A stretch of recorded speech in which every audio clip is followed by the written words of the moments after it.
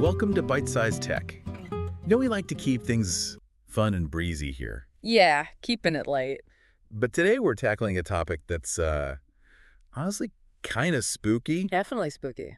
Cybersecurity. It might sound like something out of a movie. Oh, it is. It is. And it affects all of us way more than we realize. More than people think, yeah. And this whole thing about Chinese hackers getting into U.S. telecom companies. Right.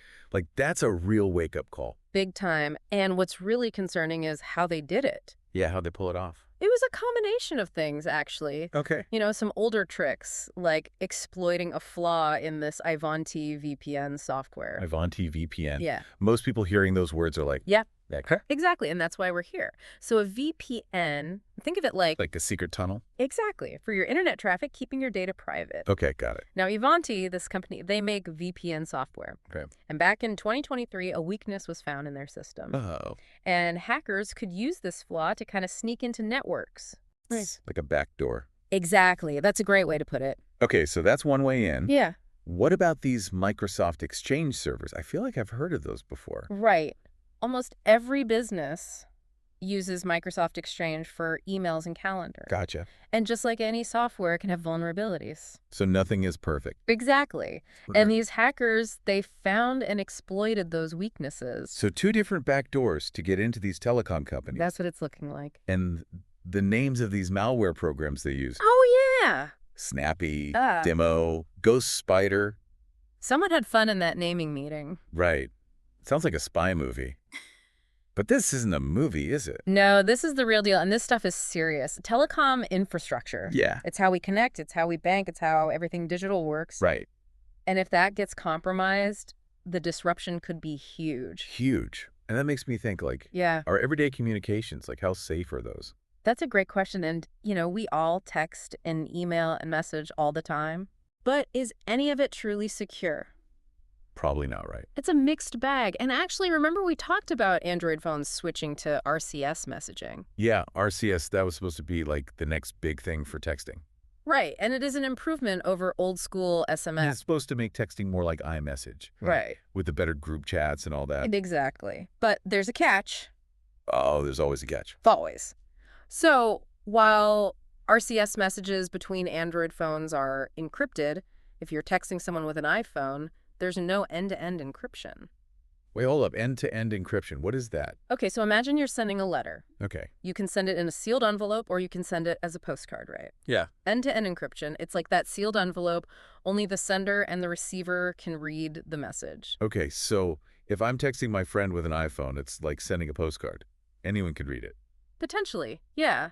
And that's why apps like Signal or WhatsApp, which use end-to-end encryption for all messages, are a lot safer. That makes you think twice about what you're texting, huh?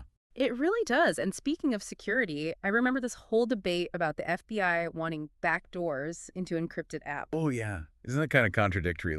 They want encryption, but they also want to be able to break it. It's a super complex issue, and people call it the crypto wars. Crypto wars. Catchy. I know, right?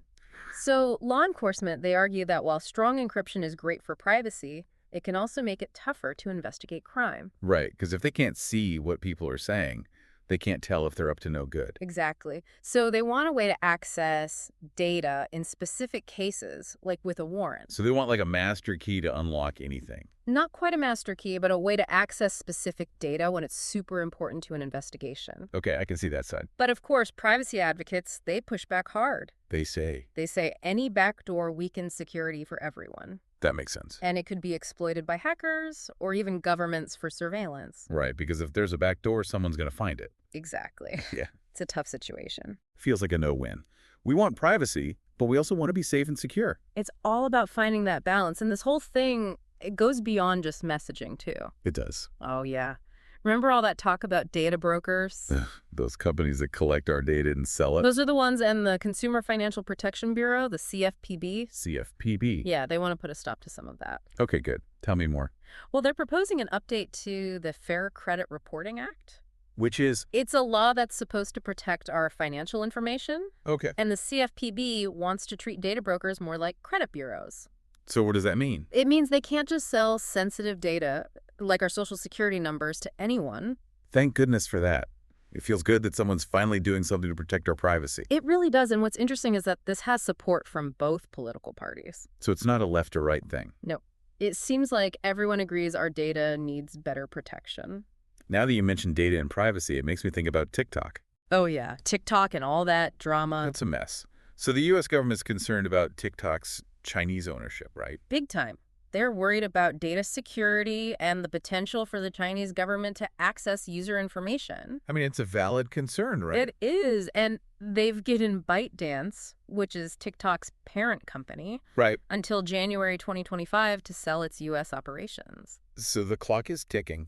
It is, and it's crazy because people love TikTok, but then there are these legitimate concerns about where their data's going. It's wild. It really shows how technology and politics are totally intertwined now. They're inseparable, and you know what else is changing in the tech world? What's that? AT&T. They're getting rid of traditional copper landlines. Wait, those are going away?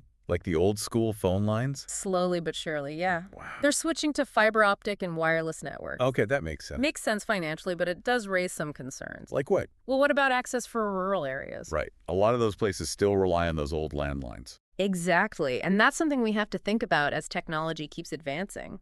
That is a good point. We can't leave anyone behind. We can't. Well, my brain is officially fried. We've covered so much today. I know it's a lot. Yeah. From hacking to government regulations to the future of our phone lines. It's a lot to process. It is. But I think the biggest takeaway, Yeah. cybersecurity and data privacy, it's not just a tech issue anymore. It's an everyone issue. It affects every single one of us in so many ways. Absolutely. From our personal conversations to, like you said, international relations. So what can we do? It feels overwhelming, honestly. Yeah, it can be overwhelming, but the first step is awareness. And then just being mindful, choosing secure messaging apps, being careful about the information we share online, Yeah. and just staying informed about all these issues. Good advice. So much to think about. There is, but it's important stuff. It is. Thanks for breaking it all down for us today. Happy to be here. And to everyone listening, check out those secure messaging ads we mentioned. You never know who might be listening in. Thanks for tuning in to Byte-Sized Tech. If you enjoyed this deep dive, like, comment, share, and subscribe for more fun tech discussions.